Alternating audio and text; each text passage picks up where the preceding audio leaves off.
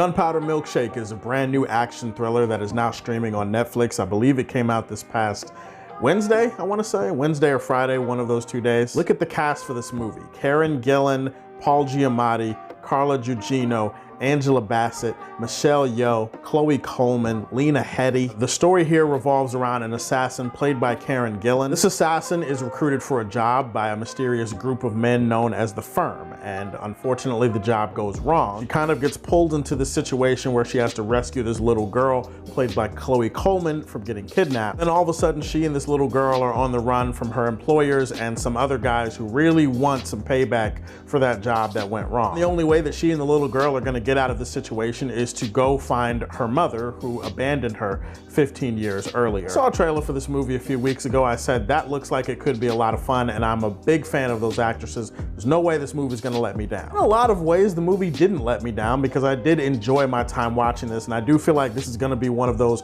crowd-pleasing type of films that a lot of people are going to have fun with. For starters, I mean, I listed off that cast. That is an incredibly talented cast, but especially for me personally, I am a big fan of pretty much every actor and actress in this movie. I love Karen Gillan. I love her as Nebula. I've loved her in a lot of the other things that I've seen her in. Angela Bassett, I worship the ground that this woman walks on. Angela Bassett is like one of my favorite actresses of all time. Carla Gugino, she's almost never disappointed me. Michelle Yeoh, she's one of the most underrated actresses of her generation. Then Paul Giamatti, when he's not playing Rhino in The Amazing Spider-Man 2, the dude is gold. He delivers performance after performance that makes you wonder why people don't talk about him more often. I do think that for the most part, they give really good performances in this film. Cinematography for this movie is gorgeous, and it's gorgeous for a variety of different reasons. The main reason is because of this radiant and diversified color palette that the film tries to use. It's like one of those gorgeous neo-noir type of films that was shot in front of a neon sign that lights up at night. You're gonna hear a lot of reviewers compare this movie to John Wick, and I think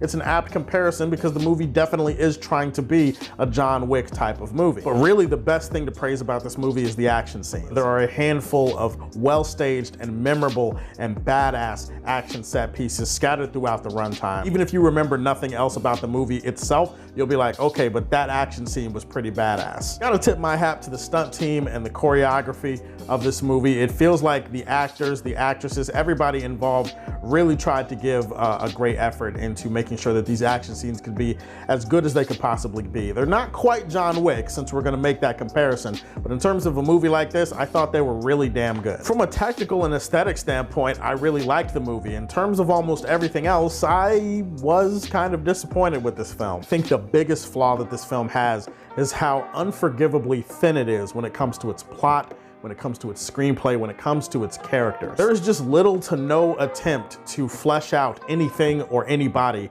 in this movie, and as a result, it makes it harder to understand and care about the stakes that are established in the film. Take the main character, for example. You do know a little bit more about her because there is a flashback and you do get a little bit of backstory with her and her mom. There are like two emotional conflicts that are like central to her character in this movie, and they get resolved so easily and so quickly, and they feel so weightless that by the end of the film, not only is it inconsequential, but it feels like it really didn't change or evolve these characters at all. I wish that this was just a main character problem, but really none of the other characters in the movie get much to do as well. I really didn't get to know that much about them. I didn't find out that much about them as people. Unfortunately, while it's great to see Angela Bassett and all these other actresses kicking ass in the action scenes, I found less and less reason to care as the movie went on. This unfortunately applies to this story, which is very cliche and very predictable in some spots, but for the most part, there's a lack of information given to really make you appreciate and understand the stakes. The plot, you're given very little information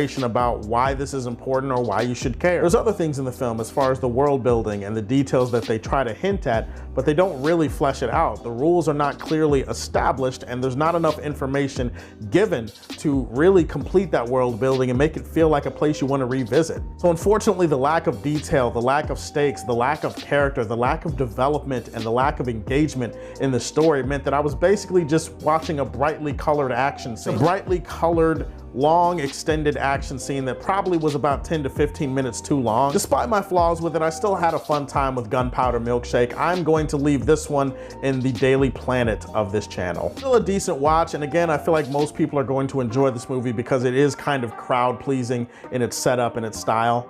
So guys, tell me, have you seen Gunpowder Milkshake? What did you think about it? And what's your favorite John Wick movie of the three of them that have been released so far? Let me know in the comment section down. Please like and subscribe to the Superfan Show, and if you like what you see, tell me how you feel. Stay tuned to hear more from the Man of Steel.